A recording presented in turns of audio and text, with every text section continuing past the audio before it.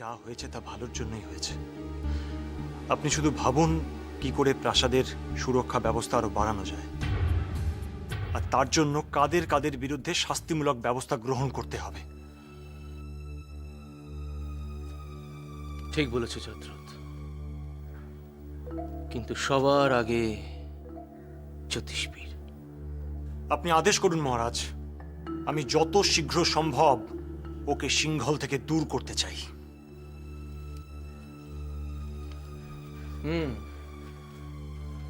যদ্রথ, আমার আদেশের কোনো প্রয়োজন নেই, তুমি যা ঠিক বুঝো তাই করো।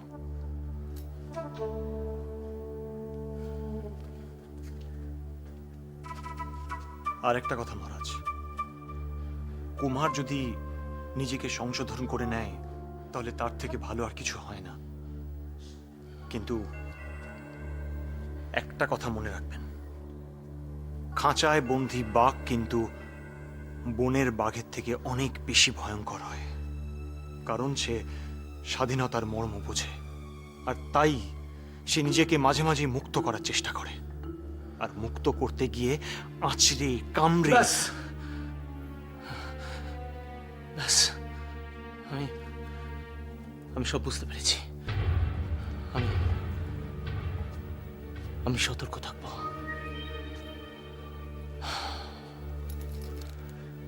এবারে আর কোনো ভুল হবে না, কোনো ভুল না।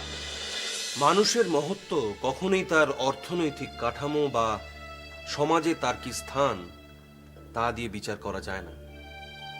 অনেক সময় দেখা যায় কোনো এক প্রভাবশালী ধনী ব্যক্তি পথের ধারে পড়ে থাকা মুমূর্ষু রোগীর দিকে মুখ ফিরিয়ে চলে যায়। দেখা যায় এক হতদরিদ্র মানুষ সেই রোগীকে সেবা শুশ্রূষা করে সুস্থ করে তোলে। তাই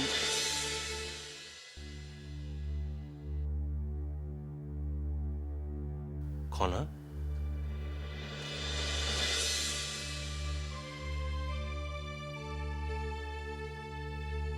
খনা, তুমি বোধহয় মনোযোগ সহকারে আমার কথা শুনছো না। দেখো খনা, এখানে যারা অধ্যয়ন করতে আসে তাদের প্রত্যেকেরই কিছু না কিছু সমস্যা আছে।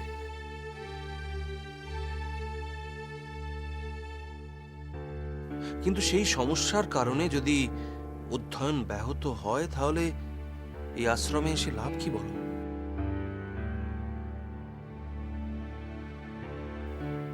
প্রাসাদে যা ঘটে গেছে তা নিয়ে চিন্তা হওয়া স্বাভাবিক, কিন্তু আপাতত পরিস্থিতি শান্ত।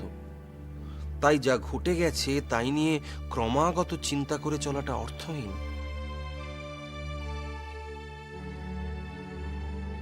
আমি কোনোভাবেই তোমাকে তিরস্কার করছি না খনা।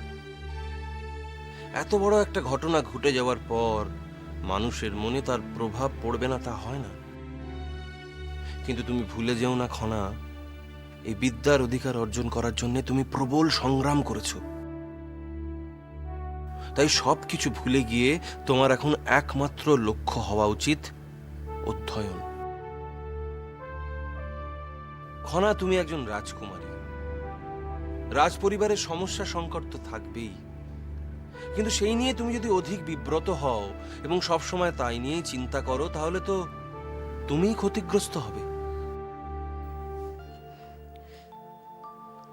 আমায় ক্ষমা করবেন আচার্যদেব, আমায় ক্ষমা করবেন। আমি আর কখনো অমনোযোগী হব না, কখনো না। আচার্যদেব, আমিও ক্ষমা প্রার্থী। আমিও খনার মতন আপনার বচন মনোযোগ দিয়ে শুনিনি। মানুষ যদি মন থেকে নিজের ভুল বুঝতে পারে তাহলে সে সংশোধন করে নেয়। তোমরা সকলেই তা করবে বলে আমার বিশ্বাস।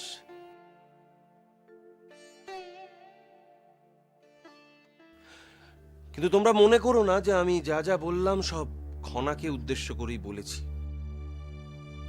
তোমাদের অনেকেরই অনেক সময় মনোযোগের অভাব হয়। গৃহের সমস্যা গৃহে রেখে আসাই সমীচীন। শুধু উপস্থিতি নয়, বিদ্যার্জনই এখানে আসার একমাত্র উদ্দেশ্য হওয়া উচিত। নিশ্চয়ই আচার্যদেব। বিদ্যার অধিকার সবাই পায় না। তোমরা যখন পেয়েছো তখন যতটা পারো জ্ঞান অর্জন করার চেষ্টা করো, মস্তিষ্কের ভান্ডার পরিপূর্ণ করো। দেখবে এতে একদিন তোমরা সকলেই লাভবান হবে।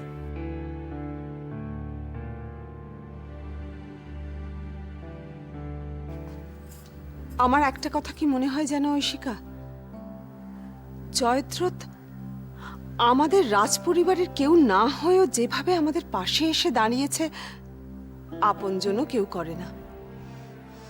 আপনি ঠিকই বলেছেন রাজিমা। আর জয়দ্রথ ছিল বলেই আমার সিঁথির সিঁদুর অক্ষত আছে। ঠিক, একদম ঠিক বলেছ। উপদেশ্য যদি কারুকে বিশ্বাস করে চোখ বুজে, সে জয়দ্রথ। আমি তো ঈশ্বরকে প্রার্থনা করি, ধন্যবাদ জানাই যে এমন একজন সৎ কর্মঠ বিশ্বাসী মানুষকে আমাদের কাছে পাঠিয়েছেন উনি। কিন্তু রাজিমা, ওনার কর্তব্য পালন যে আমাকে দুশ্চিন্তায় ফেলে দেয়। বলুন না, স্বামীর প্রাণ সংশয় কোন স্ত্রী চায়? ওনার জন্য আমি গর্ববোধ করি ঠিকই, কিন্তু আমি যে নিশ্চিন্ত হতে পারি না রাজিমা। যশোধরা, আমি বুঝতে পারছি, আমি তোমার কষ্ট বুঝতে পারছি, আমি তোমার ক্ষোভ, দুশ্চিন্তা সব বুঝতে পারছি,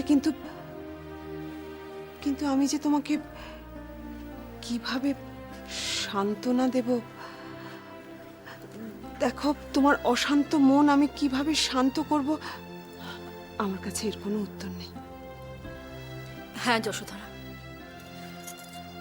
একজন স্ত্রীকে কিন্তু দুঃখ, কষ্ট, জ্বালা, যন্ত্রণা সব মুখ বুঝে সহ্য করতে হয়। তোমার তো তাও ভালো, সমৃদ্ধিকে দেখো তো, আজ ওর স্বামীর রাজদ্রোহিতার জন্য তাকে নজরবন্দি করে রাখা হয়েছে। এর জন্য ওকে কত কত কষ্ট সহ্য করতে হয়েছে। ওর উপরে সকলে আঙুল তুলছে, দোষ দিচ্ছে। তুমি ভাবো তো, তুমি তো তাও ভালো আছো। তোমার স্বামীর জন্যে তোমার গর্বিত থাকা উচিত।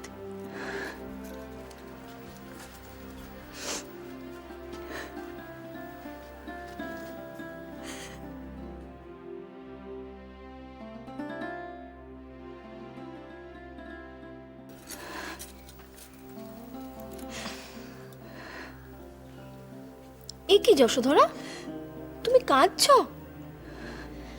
আমি তো জানতাম বাচ্চারাই কাঁদে, বাচ্চার মায়েরা কাঁদে সেটা তো আমার জানা ছিল না। শোনো যশোধরা, আমরা ঠিক করেছি তোমার প্রসবের আগে তোমাকে কাঁচা শাক দেব। সবাই মিলে খুব আনন্দ করব, তোমাকে নতুন করে বরণ করে নেব।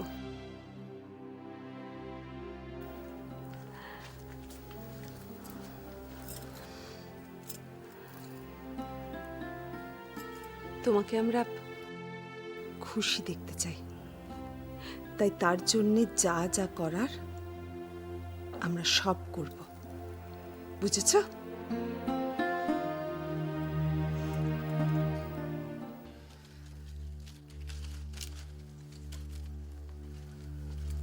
আমরা তাহলে আসি আচার্যদেব। হ্যাঁ, খনা আর মিহির বাদে বাকিরা এসো।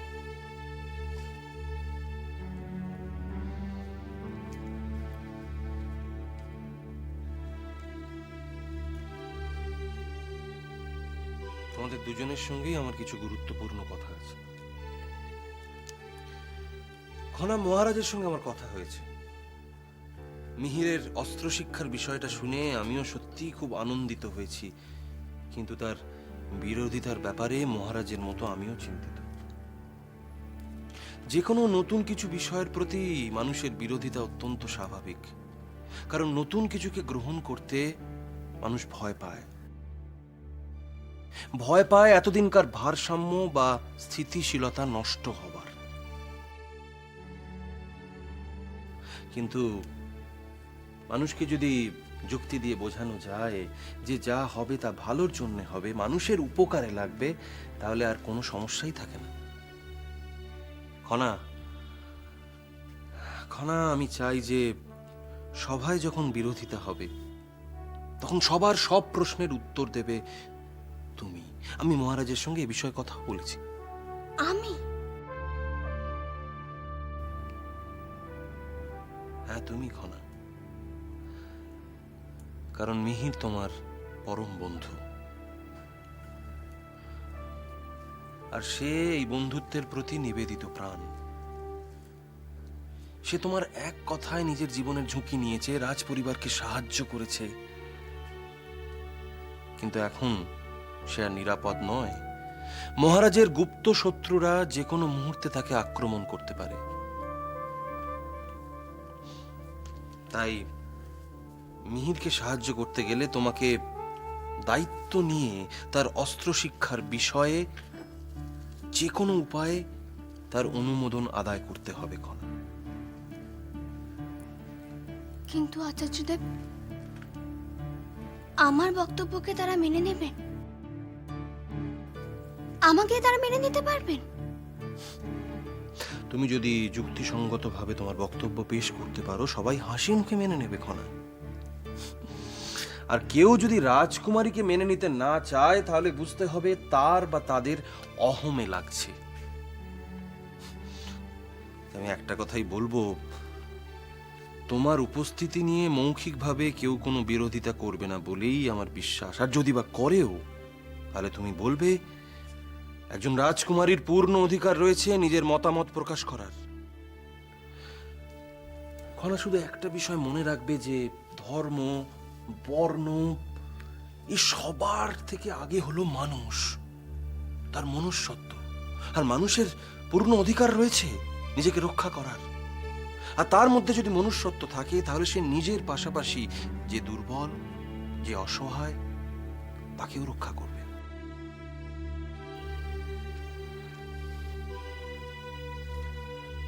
মিহির, খনাকে তোমার জন্যই রাজসভায় উপস্থিত হতে হবে, তাই সে কদিন আশ্রমে আসতে পারবে না। তাই তার অনুপস্থিতির কারণে যে সকল বিষয়, যে সকল অধ্যায় সে আহরণ করতে পারবে না, তোমাকেই তা দায়িত্ব নিয়ে বুঝিয়ে দিতে হবে, যাতে তার কোনো ক্ষতি না হয়। নিশ্চয়ই আচার্যদেব।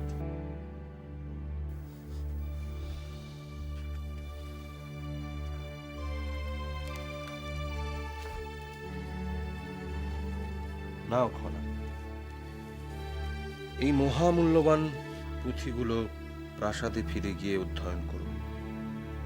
দেখবে অনুপস্থিত থাকলেও এগুলি তোমাকে সাহায্য করবে। ফিরে আসলে বিশেষ কোনো অসুবিধেই হবে না।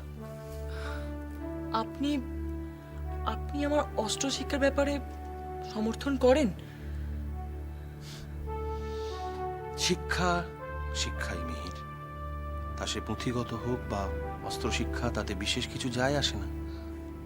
আর যদি প্রয়োজনীয়তা থাকে, তাহলে তা আপত্তির কোনো প্রশ্নই ওঠে না মিহির।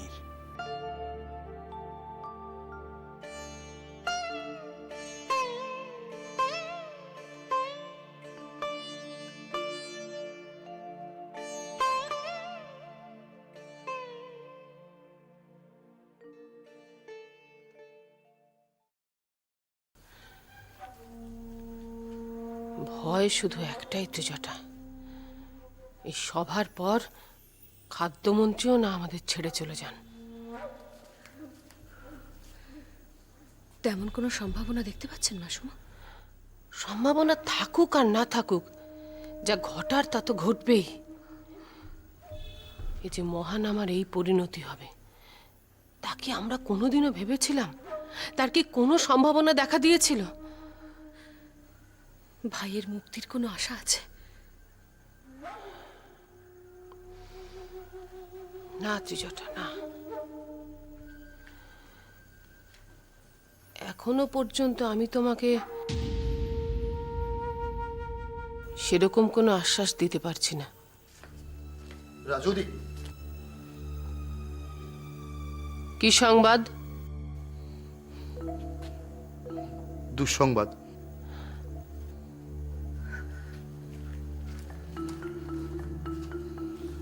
মহান আমাকে মুক্ত করা যায়নি?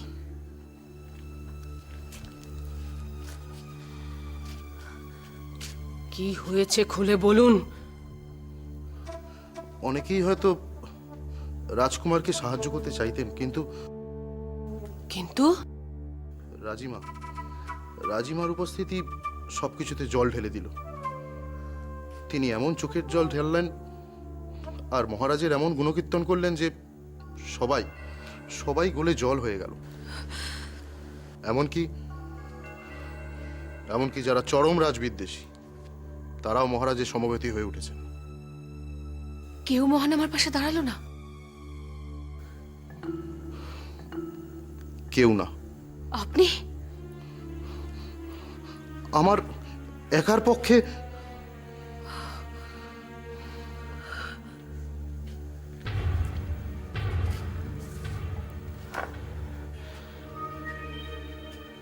আর জ্যোতিষবীর, তাকে নিয়ে কি করা হলো? তাকে পদচ্যুত করার সিদ্ধান্ত নেওয়া হয়েছে। কি বলছেন কি?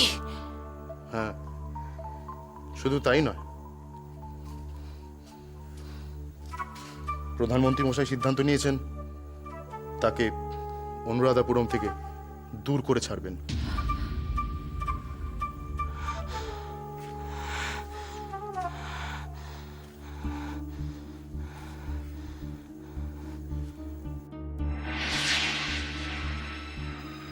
জয়দ্রথ! মহারাজ মানসিকভাবে অত্যন্ত বিপর্যস্ত, তাই এখন তার সমস্ত দায়িত্ব সামলাচ্ছেন স্বয়ং প্রধানমন্ত্রী মশাই। এমনকি রাজনৈতিক সিদ্ধান্ত তিনিই নিচ্ছেন। জয়দ্রথ,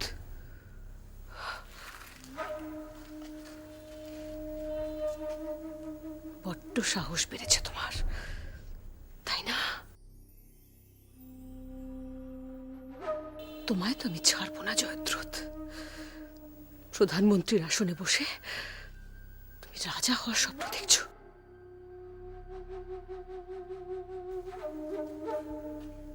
আর উল্লেখযোগ্য কিছু? রাজনীতি সম্পর্কিত নয়, তবে আরেকটা বিষয় আপনাদের জানিয়ে রাখা ভালো। সভায় মহারাজের পক্ষ থেকে প্রস্তাব পেশ করা হয়েছে। তিনি মিহিরকে অস্ত্র শিক্ষা দিতে চান। মিহিরকে? কেন? তার নাকি আত্মরক্ষার কৌশল জানা প্রয়োজন। এই নিয়ে খুব তাড়াতাড়ি বিতর্কও হবে, আবার সভাও ডাকা হবে। না,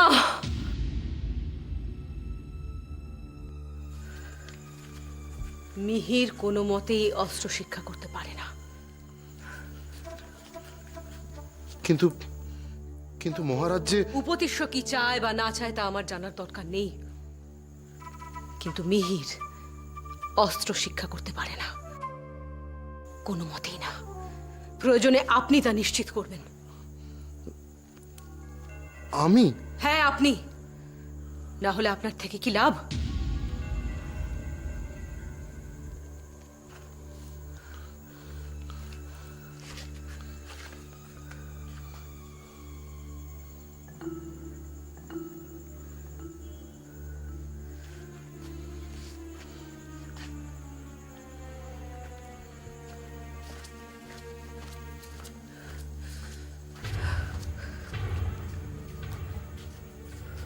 উপদেশ্বর কি কূটবুদ্ধি দেখেছেন মাসুমা?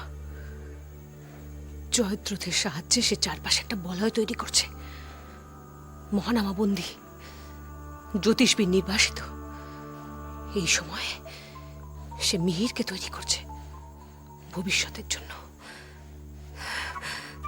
যাতে সে নিজে ধরা ছোঁয়ার বাইরে থাকতে পারে আর সিংহলের একচ্ছত্র অধিপতি হয়ে থাকতে পারে। মিহির কিন্তু মূল সমস্যা নয় ত্রিজটা। যত নষ্টের গোড়া ওই জয়দ্রথ।